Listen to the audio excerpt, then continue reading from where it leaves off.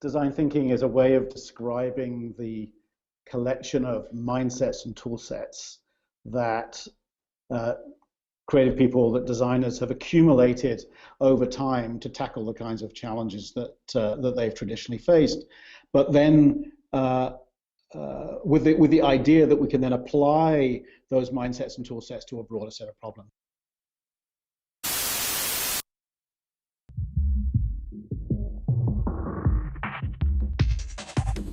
Welcome to the Diff.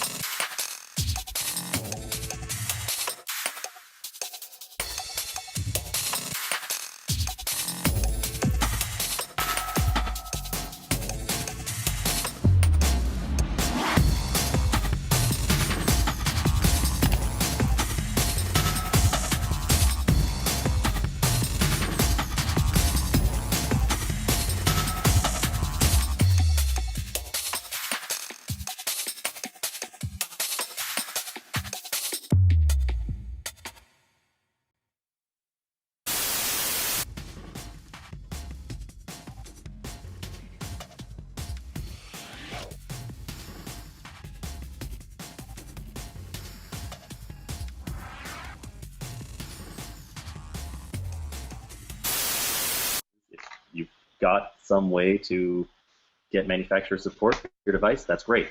But when that support ends, that's usually the day that your phone breaks. And if the manufacturer doesn't provide any sort of manual or system for you to economically get it repaired, that's when we come in. And so at that point, if it's broken and it's out of warranty, you've literally got nothing to lose. And we encourage you to open it up and try and fix it.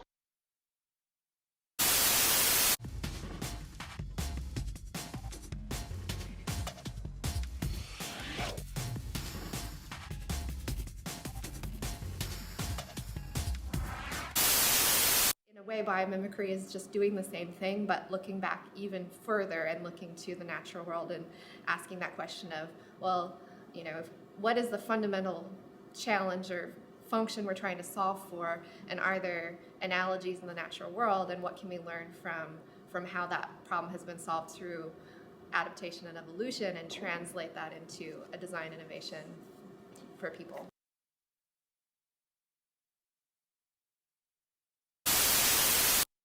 Living systems have been around for a few billion years and will be around for many more. In the living world, there's no landfill. Instead, materials flow. One species' waste is another's food, energy is provided by the sun, things grow, then die, and nutrients return to the soil safely. And it works. Yet as humans, we've adopted a linear approach. We take, we make, and we dispose. A new phone comes out, so we ditch the old one.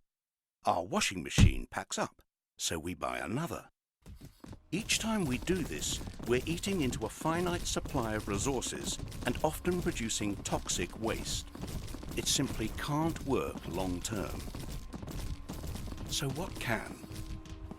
If we accept that the living world's cyclical model works, can we change our way of thinking so that we too operate a circular economy? Let's start with the biological cycle. How can our waste build capital rather than reduce it? By rethinking and redesigning products and components, and the packaging they come in, we can create safe and compostable materials that help grow more stuff. As they say in the movies, no resources have been lost in the making of this material. So what about the washing machines, mobile phones, fridges? We know they don't biodegrade.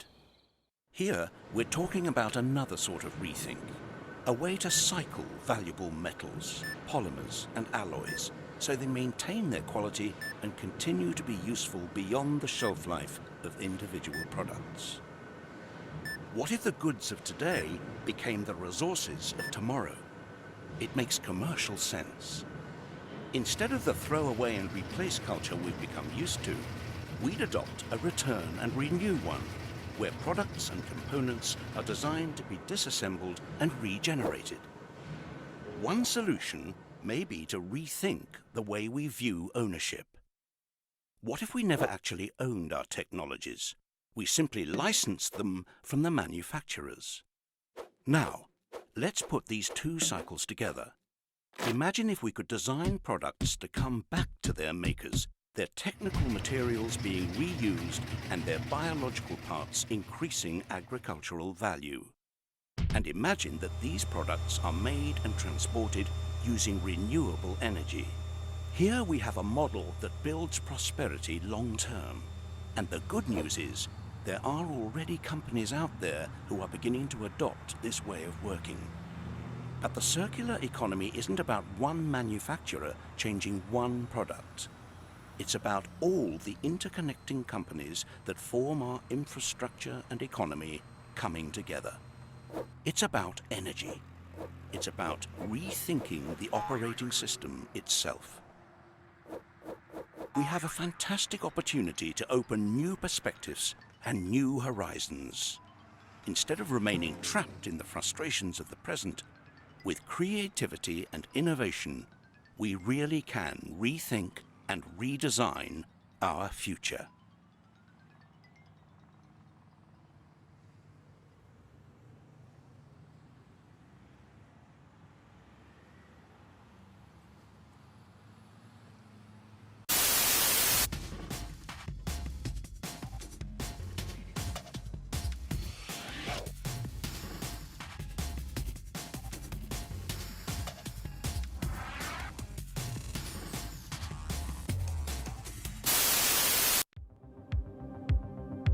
A hackathon is basically A really cramped period of time where you get all sorts of minds together. How you might prototype new ideas which relate to how resources are used, how manufacturers do their job, about how items are designed. they have to work for 48 hours to develop a prototype. So we're trying to come up with a little avatar person. We have a location going on at MIT, the USA, at NID in India, at Cranfield University in the UK. We're team Boom Hackalacka. We've gotten different teams to focus on different local aspects of it to actually come up with new solutions. We're trying to alleviate the pressure on the NHS. We aim to extend the lives of batteries Using circular economy principles. It's amazing the amount of innovation you can produce in 2 days.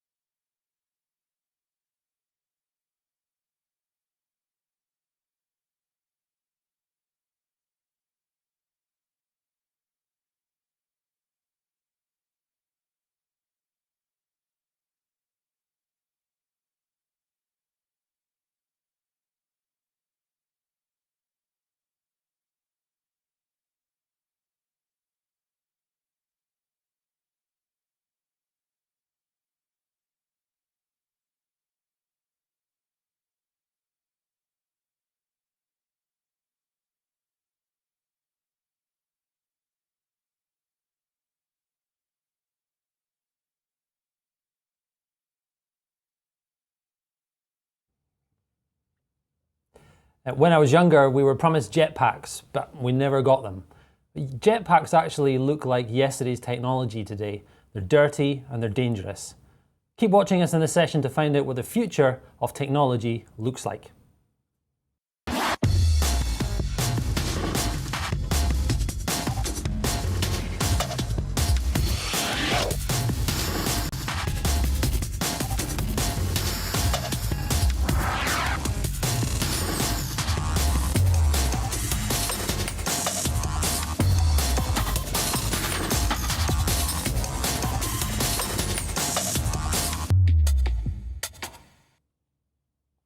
Hi there, my name is Colin Webster and I'm part of the Disruptive Innovation Festival team here at the Ellen MacArthur Foundation. Today's session is titled Innovation Based on the Four Elements, and we are going to delve into some fascinating technologies that are being developed today. We've got a couple of super guests with us for this show, starting with Denis Horeau, who is the founder of Techweek. And Denis, thank you so much for joining us in this session. Thank you very much. Denis, I've introduced you as the founder of Techweek, and you're going to tell us about some incredible technologies that are being developed today, and you've got some insight into. And the great news for those watching is that they're going to find out about some of those technologies and the development of them. But as I call you the founder of Techweek, it doesn't quite summarize fully who you are and what your background is. Could you give us a flavor of who you are, Denis? I was a professional sailor during 20 years, something like that. And then I became a race director for main offshore yacht races like Vendée Globe, like New York to San Francisco via Cape Horn, or other main offshore yacht races. And then I was involved into events that gather high technologies of the future. And at this occasion, I could see that high technologies stayed in between the creators and did not go on the markets. So it's a kind of frustration because all over the world, inventors are creating fantastic technologies who can really change our lives and how our future. And that's why I thought that it was necessary to create the Techweek and to help the guys to put their inventions on the market. Why were these inventions that you were seeing, why weren't they coming to the fore? Because the level of knowledge was a little bit less high as it is now. The educational system was not as high as it is now. The material that we use now were not absolutely well used, and the computers were not as efficient as they are now. So we are at the right moment to create new technologies with new computers, with new engineers, with new knowledge, and to have high-level technologies. Okay, and to be clear to the viewers at home, we're going to see things like solar-powered aeroplanes. We've got great video to see of that. We're going to see massive energy-saving devices, energy storage devices, water desalination devices as well. Yes. All sorts of fascinating technologies that are available now and achievable right now as well. Absolutely, yes. Wonderful. And to bring them to the fore, because we had a discussion earlier and you talked about your frustrations that there's these great ideas out there, but they never get brought to the fore. So you have a solution that will help all these inventors out there bring their technologies to the market, help them meet investors and so on. Tell us, what's your big thing coming up? Well, this is why we created the Techweek Green in Motion, to help the guys to put these inventions to the market. For example, this is a beautiful aircraft, and this aircraft, as you can see it, is driven by solar panel with a small engine, and what we put in the engine is microalgae. So the footprint, talking about the planet and the climate, is zero. And this is going to make an end to the old technologies and old planes that we used to use before. And that's a big deal. Before we move on to the others, and I know we're going to see a video of the aeroplane soon, and folks, you should hang around and see that because it's really fascinating. I know you wanted to talk about a quote that inspires you in your work, and I think we skipped over a second there. Let's have a look on this quote, which is exactly what I think about the future and the technology. Okay. There we are.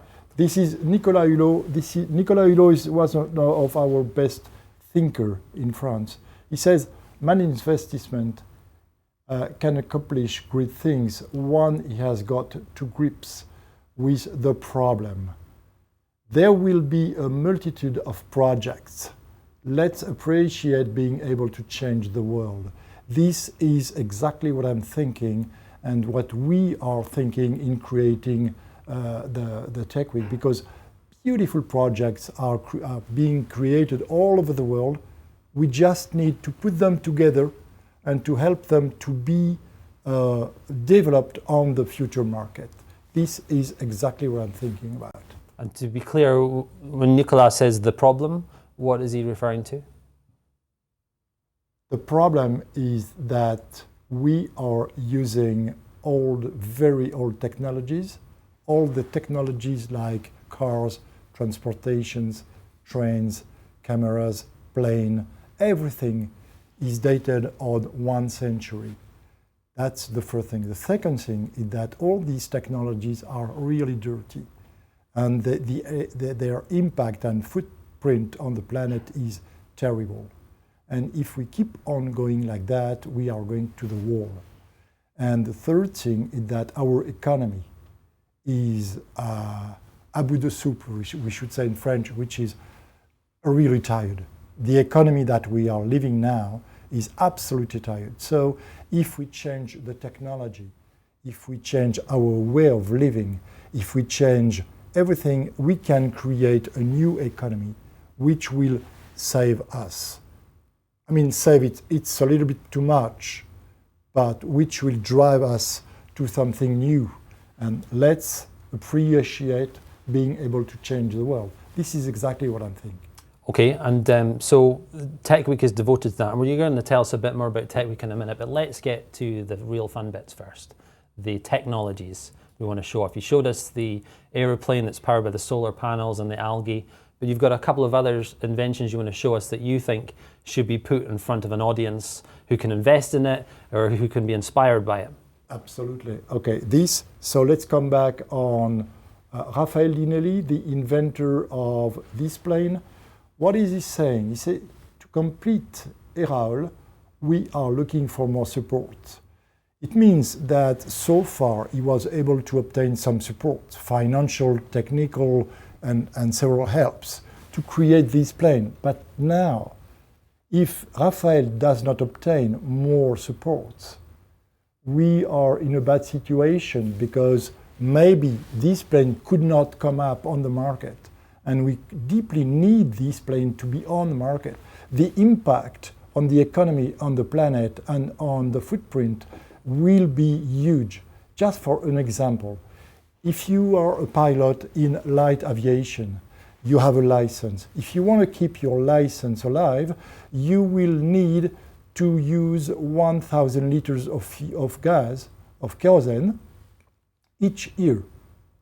So you make a small calculation. You say you have 10,000, for example, pilots in the UK using old planes, and you see very quickly that 10,000 by 1,000 liters.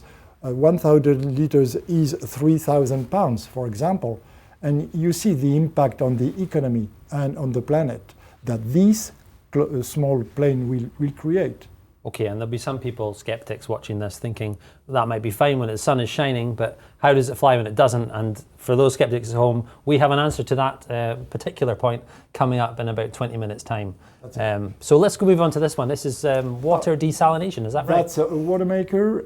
It can make something like 10,000 liters of soft water per day. It's huge. If ever you put some of these equipments alongside the coasts, all the population who has no soft water will get some soft water. And it's really easy. It's under process. This has been created by guys in Quebec. in Sherbrooke University, and it will be on the market quite soon, and it will save a lot of people. This is huge. I mean, the potential behind desalination is enormous, isn't it? This is exactly the technology that we are interested in. But it's always been a very expensive technology to desalinate water and make it available as drinking water. But this is a small contraption. You were telling me it's about 10 meters wide. Yeah, something like that, not more. And it's possible because of the new technologies, because of the new computers, and because of two guys thinking about how to make soft water out of the waves. And when it exists, you say, oh my God, why didn't we do it before? Okay, this is another example of the technology that we are working on beyond the sea. So the purpose of it is to track and to push merchant ships with a kite. It looks like crazy, but it's almost done. It's an old-fashioned idea. We all know that boats can be powered by the wind. Absolutely. What's new about this? Well, the new thing is that as long as you can put this kite up in altitude, you will receive a lot of wind. And if you receive a lot of wind, the more high you are, and the more wind you will receive. Okay. But if you want to do this, you must control a lot of things. Control the cloth of the kite, which is flexible, and you do not want it flexible, but the kite is something like 1,000 square meters. So it's quite a big deal. It's huge. Okay, and if you want to set up the kite, you will need big lines, like 500 meters long. And you do not want them flexible because you want to control the kite. So far, the project exists, everything exists, and we are putting an end to the design of the lines, the clothes, the shape, and I hope that this is going to be ready within 2 or 3 years, for example. And again, the potential is huge. If you're saving 20% of fuel on journeys like these massive ships take, absolutely, worldwide, that's a significant huge. Saving. That's absolutely huge. Let's see another example. This is glowy. This comes from the octopus. The octopus has a bacteria, a small bacteria, and when you sail at night, you can see some luminescence on the water. It comes from this bacteria. Okay, so a small company took this principle and is able now to make some luminescence without no energy. So we're going to save a lot of energy. For example, in the building, you will just put exit or all the signs, or on the floor, some luminescence. You will not need energy anymore. So we will save a lot of electricity. And do you know literally how this is made? What does it look like? How does it feel, this material? No, it's a small bacteria which is into the octopus. So we reproduce the bacteria. Bacteria, yeah. That's it. So we reproduce this bacteria, and we are able to produce this now, which is a big deal. Very smart. It sounds exciting. I'd love to see it in action. Yes, it is already in action. So, for example, AL water, this small machine is able to create 1,200 water per day by condensing the air. So all over the world where you have deserts, hot air, and people do not have soft water, you can, with this machine, create a lot of water. Soft water. It is fascinating. Another technology with a huge potential. Absolutely. And like all the others we've seen so far, these will be the type of technologies that you are going to demonstrate at Techweek. Exactly. Yes. Another one is this one. This one it's called Alta Eros, and it makes electricity, and as long as you put it in altitude, you will receive very much more wind. So the propellers will turn very much more, and you will make electricity. You don't need nothing. You go in a desert or in a place where you have no technology. You put that upstairs, in altitude and you have electricity. And we saw this at the diff a couple of days ago. We had a session called Power from the People, and someone showed off a kite technology tethered to a generator on the floor, and it like this one makes use of the high altitude winds. That's it. Yeah. I've had a question that's come in from the online audience, and that's a good reminder actually that please do put your questions in. You can use the chat box underneath where you're watching this video, or you can tweet us using hashtag ThinkDiff. And Alex has sent us in a message based on the conversation we're having. What are the main things that are stopping these technologies coming to market? If more customers knew about these breakthroughs, could that help shift business development? This is exactly the aim of the TechWeek event, is to put together inventors, public, medias, and to let everybody know that we today have this technology and we are in a rush to use them. So that's exactly why I wanted to create the TechWeek event. Exactly. Wonderful. So you're doing something for all these technologies to bring them out, hopefully bring them out to market. That's it. Now I've seen a video of this one, so I know a bit about this, but can you explain what's going on in this image? That's very smart. It makes, of course, electricity, but there are no blades on these pools. So the pool which you install on the ground is made of two parts. The lower part is fixed, it doesn't move. And the upper part vibrates. And you put some magnets in between the lower and the higher part, and you create electricity with the magnets. So many advantages. First of all, it's very simple to build it. Then you have no engine, nothing, and then you have no blade. No huge blades. Yeah, so today on the machines that we are using, we don't know how to destroy these big blades, which are 30 meters long. So no blades, very simple, and you can create them and make them with bio equipment, biomaterials? Biomaterials. Right, and that's what I was going to ask, because ultimately these will have an end of life. But if you're saying if they're made out of biomaterials, of course, they could be composted or somehow put back into... Or you could use this pole for something else. Yes. At the end of their life. Yes. Because we always need this kind of poles. So this is a circular economy solution. Exactly. Wonderful. Another one is... okay, this is beautiful. This comes from biomimetism. Biomimetism? Yes, yeah. Okay. This is the tail of the whale. Okay, when the whale is moving, it moves like that, and the whale is moving up. Okay, so ingenious took this principle and studied the movement and created a tail made out of carbon. And you put some equipments on the tail, and you create electricity with a minimum of current. 2.5 meters a second. And I don't know about currents, but... Well, it's not so much. So you put this in a river or in the sea where you have current, and you will create a lot of electricity. And I did my homework, 1 megawatt does approximately powers 600 homes or thereabouts? It's a lot of current, but if you put 2, 3 or 4, you will create a lot of energy. And it's very smart and very simple. Okay, so these was some examples of what is existing, but the fact is some guys are creating these inventions in very good conditions. In universities, they have some money and they will create this invention and put them on the market. Some others are not able to do it, but we are in an urgent situation because, as I said, the technology that we are using now are dirty, expensive, and not efficient.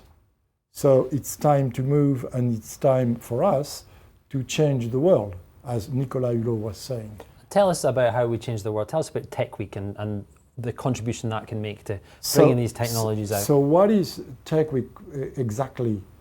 As I said, many events exist all over the world for digital inventions. So in Paris, in Berlin, in England, everywhere you can find future reality and beautiful innovations for digital thoughts. But nothing exists so far for these 4 elements technology that we want to develop. So that's why I created the Techweek Green in Motion event. So how will it be organized? First of all, we are interested in the 4 elements: the water, the earth, the wind, and the sun. Just briefly, why did you focus on those 4 elements? Why not just focus on innovative design solutions for, I don't know, low carbon energy or green energy or whatever you call it? Because if ever you want to be efficient, you have to focus on some topics. And because I know a lot of inventors who told me, look, we do not have any event dedicated to our inventions. So please organize something like that, and it's going to help us to put our inventions on the market. That's why, and because, as I said, I was a sailor, and I know quite well these elements, and I know that mixing this element, you can create beautiful innovations. That's why. So now let's get into the Tech Week. We're going to have 2 parts. A part for the public. The public will discover the invention, the innovation, and the public will test live the invention. I want the public to drive the car, to see the planes, to see that we can create boats that never touch the water, so they do not need a lot of energy. So they are the boats for the future to carry passengers, to transport passengers, for example. And then the public will take part in conferences. For example, why don't we have today oxygen cars? Why do we have to take some ice and analyze the ice to know our climate? But we have a problem. The ice is melting on the top of the glacier. So we have to do something now, sure. Save the ice, and study the ice in between 20 years, for example. So the public would like to know the art or the state of a technology today. Okay, and I know you have another slide to show us about the date and the location of Tech Week. Yeah. For those viewers who are interested in learning more about Tech Week, we've put together, or Denis put together an online form you can fill out, so you can register your interest with Tech Week, because there's no website yet. No. But there will be soon. So probably along the screen just now, the clever guy behind the controllers put a graphic up with a URL telling you how you can fill out this form and find out more about Tech Week. And then the media will be, of course, into this public part. So because the inventors need to be known by the media and the public. And then we're going to have a second part, which is a B2B space. So inventors will be able to meet with banks, with industrials, with product developers, and with a lot of guys who will help them to put their inventions on the market. And at the end of the Tech Week event, we will create a big online platform, and everybody who has a good invention will be able to put this on the platform. Wonderful. And we are about to hear from a company who will be exhibiting at Tech Week. But just before we do that, could you just show the slide with the date in it, because I can't remember. Oh, sorry. You've jumped too far there. Yes, I did. Okay. This is going to take place in Aix-les-Bains on a lake, Lac du Bourget. Why that? Because we have 200 days of sun. It's a sunny place. We have wind, we have mountains, snow, a beautiful city, and a lot of industrials, a lot of people who are working on this energy. We have, for example, l'Institut National de l'Énergie Solaire, which is the National Institute for Solar Energy, who is working now on these solutions. So it is exactly the right place to be in September next year in between the 16th and 24th. Okay, I'm going to put you on hold there just now, Denis, but don't run away because we're going to come back to you in just a minute. Just want to tell those who are watching online that this is very exciting, lots of great technologies coming up at Tech Week next September, but lots of great stuff still coming up at the DIF. We are halfway through the DIF, or just past the halfway mark actually, which is crazy to think of. So many sessions are available in catch-up, and so many sessions are still available live. Here's my colleague Sarah to tell you more.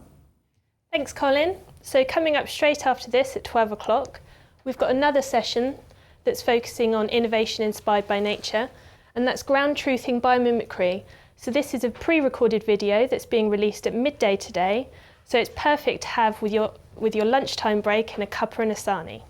Then later on today, we're continuing with the design and innovation theme, and you can join a session with the Launch Nordic Innovators, and that's at 3 p.m. today, and they'll be considering the question, how do we use products and materials? As Colin already mentioned, we've got tons of sessions on catch-up, and one of my favourites from this week is this one here, which is a beautifully shot film featuring Bren Smith, and it's focusing on 3D ocean farming. And we've also got loads more to discover at thinkdiff.co, and these come in the form of our interactive graphics. So we've got lots on a range of topics, and you can find these through a link on our homepage, so just visit thinkdiff.co, and they're all waiting for your comments and insights. And finally, get more diff in your life, and follow us on Twitter at thinkdiff_ and join the conversation using #thinkdiff, and we'll give you information on upcoming sessions, and you can share your thoughts on sessions that you've attended. So it's back to you, Colin, for the final part of this session. Thanks very much, Sarah, and congratulations for getting your slides right this time. Well, we've heard about lots of different technologies there from Denis that will be displayed and exhibited at Tech Week next September. And we have a company with us just now who are going to tell us a lot more about the technology that they're working on. I'm joined by Carl Pfanner. Carl, thanks very much for joining us in the studio. Thanks for watching us. We have heard a lot of exciting ideas from Denis there, and you've got another one to be telling us about. You're involved in a small startup company. I gather there's only 3 of you working in this startup company? At the moment, yes. It's a startup that is called TYVA Energie. So today I want to discuss the advent of sustainability in the fast-growing sector of batteries. I will therefore try and set the stage for what is the situation of batteries today. And then I will present the company TYVA Energie, which is the one I represent today here at the DIF, and try to propose a newly innovative design for battery pack assembly based on circular economy.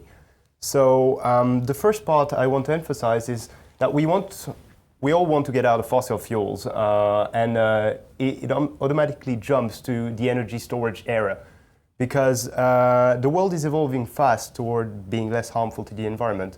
And the fastest answer today resides in green technologies. Everybody agrees on that. So we really want to develop renewables. Lots of companies are trying to get towards zero carbon footprint for their activities. And they're either purchasing electricity from renewables or producing their own electricity. And then they're trying to power all their devices and activities manufacturing from that clean electricity.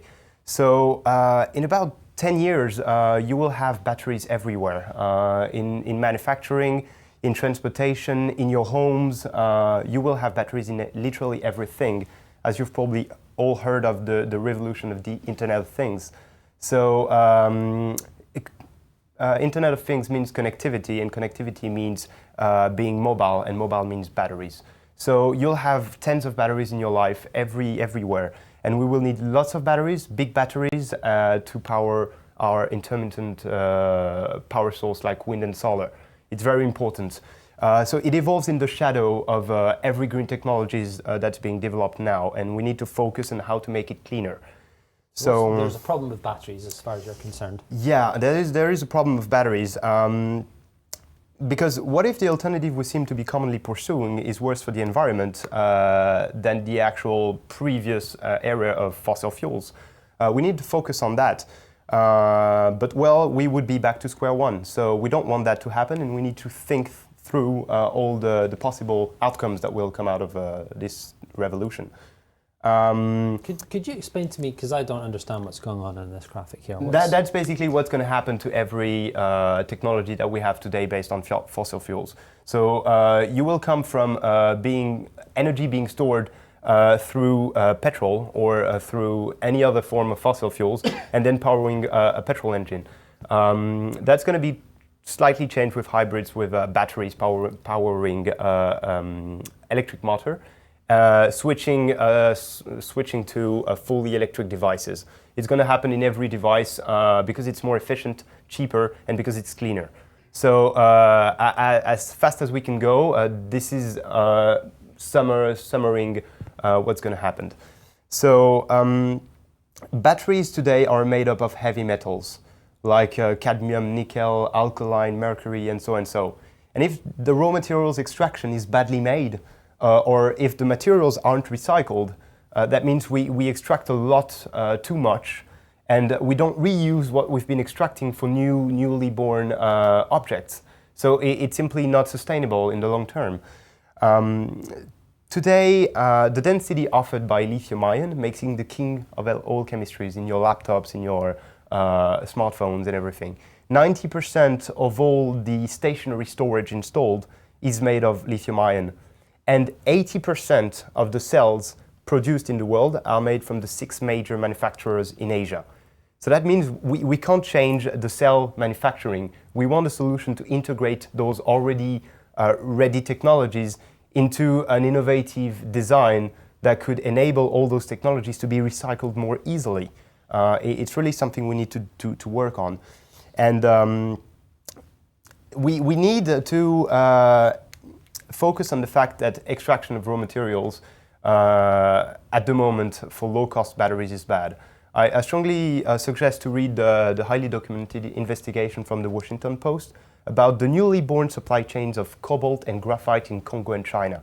It is a good example of how damaging for the humans and environment the raw materials extraction can be for the future green technologies that we all base our future on. Sure. So really interesting. So how can we make batteries cleaner? That's a good question, yeah. What's your solution? We have 3 solutions to make batteries cleaner, which is use less batteries, which is exactly the contrary of what we're doing, so we're not betting on that part. We can use more rechargeable batteries than single-use batteries, and that's currently being the case.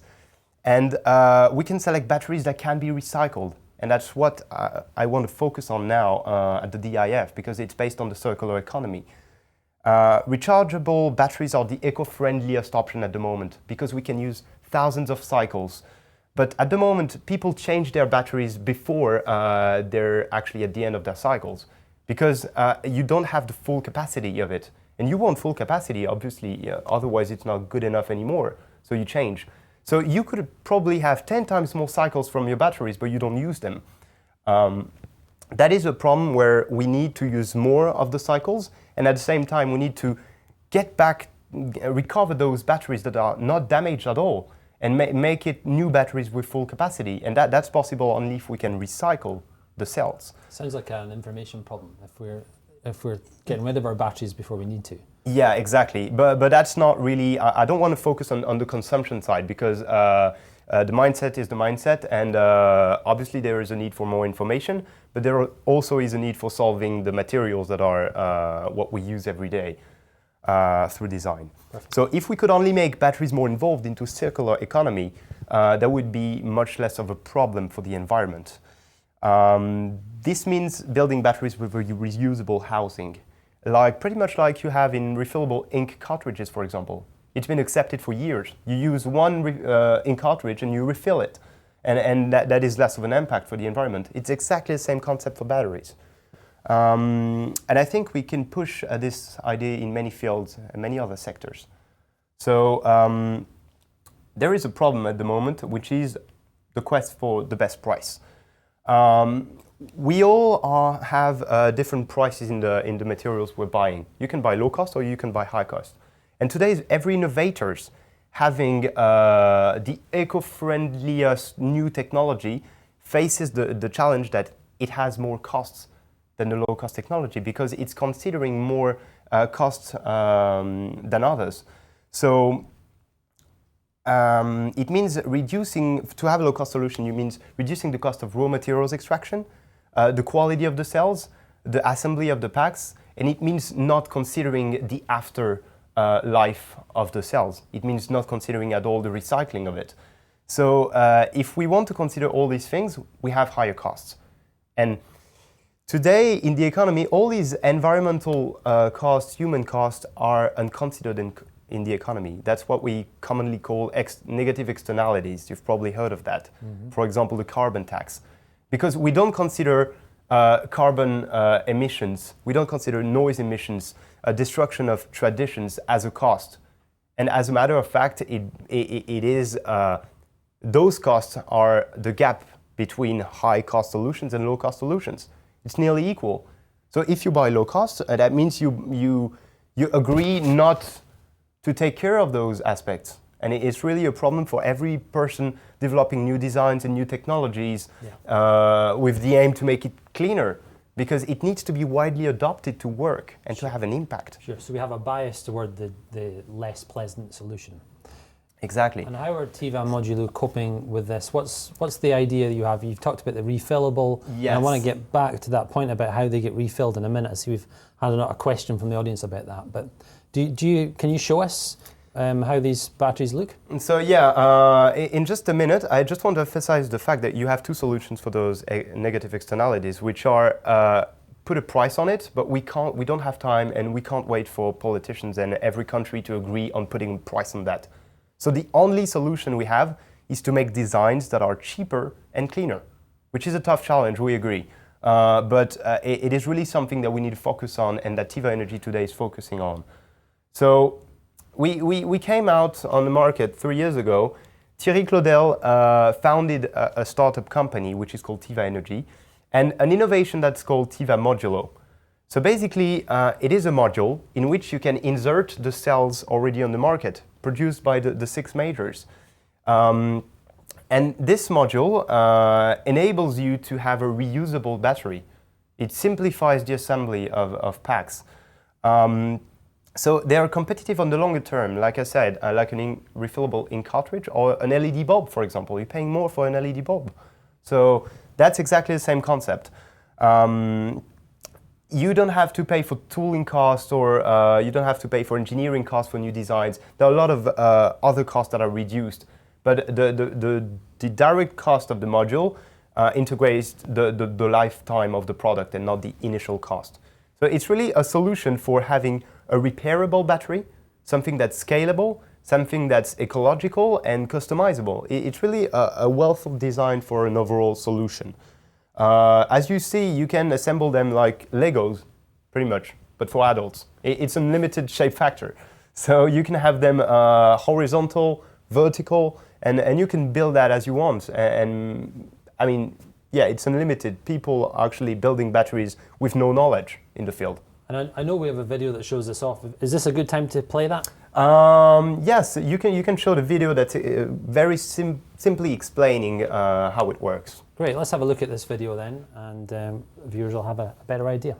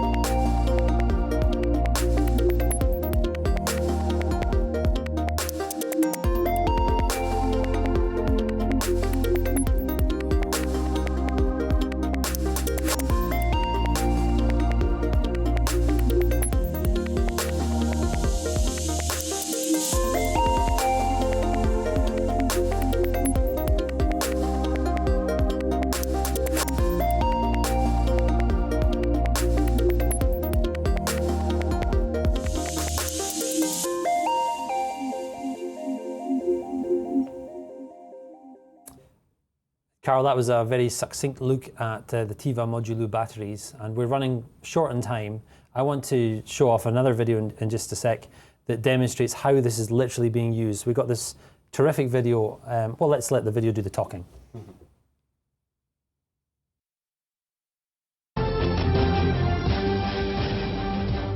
French adventurer Raphael Dinelli plans to fly across the Atlantic in a plane powered only by algae and sunshine. The plane, called Aerole, is made of carbon fiber and will measure 8 meters long with a wingspan of 14 meters. It will weigh 750 kilograms. A diesel generator powered by oil extracted from microalgae will generate 75% of the energy, while the other 25% will be provided by solar panels. Dinelli plans to make the flight to exploit the long hours of sunshine at the summer solstice, although he says the flight will need good weather and favorable winds. This technological breakthrough is demonstrated with the choice of a unique design of the tandem wing plane in order to guarantee a great fineness ratio. The choice of wings allows us to reduce the span, increase the wing surface and the production of solar energy. The electric power is the result of a hybridization that has a high respect of our environment.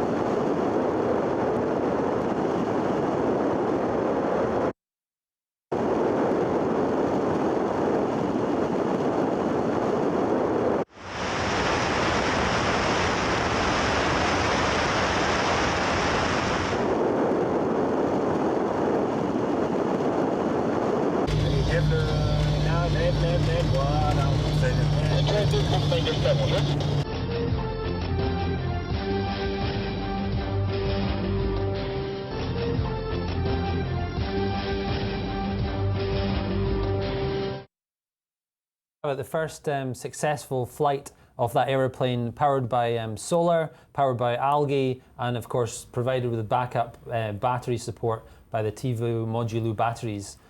Chaps, we're running very low on time, but that was a sneak peek at the type of technologies we're going to see at Tech Week next September. Denis, I'll come to you first. I'm going to come to you first, Carl. Why should people attend Tech Week or events like this? People should attend Tech Week in order to see what's possible in today's world, because a lot of different media information is telling us different things. I think the best thing is to see it for yourself, to see what's possible, to see all the challenges that have been overcome. And Tech Week is a great place to have fun and probably have a better interest and more insights into what is the green technologies and what is tomorrow. Wonderful. And Denis, Tech Week is your baby. Yep. Why should we be attending Tech Week? Because the public is going to be able to test live the technologies, to drive a car, to see planes, to see boats flying over the water without touching the water, to see the future of technology. And we need the public to say, yes, this is what we want, to help the innovators to push their innovation on the markets. We need them urgently. Wonderful, thank you very much, Denis. And talk about disruptive innovation. I think we've seen a lot of different technologies there that are set to disrupt all sorts of different markets. Thank you so much for taking the time to join us here on the sofa today. Thank you very much. And to the online viewers then, so here at the Ellen MacArthur Foundation, we're all about the collaboration and the great innovations that we've just seen. So we're wonderful opportunities to showcase Tech Week and what it all means. If you're interested in learning more about Tech Week, you can fill out that online contact form that one of my colleagues is probably typing into the discussion window underneath this video right now. So please do fill that out. And here we've heard about how through better design we can overcome economic and ecological barriers. And if better design is your type of thing, then yes, Techweek should be for you. But so should a wonderful event that's coming up tomorrow at the Disruptive Innovation Festival called How Designers Can Shape the Future. And that is a wonderful look at the work we've been doing at the Ellen MacArthur Foundation with IDEO, looking at design for a circular economy. So don't miss that tomorrow at 11. But for now, it's goodbye from me. Cheerio.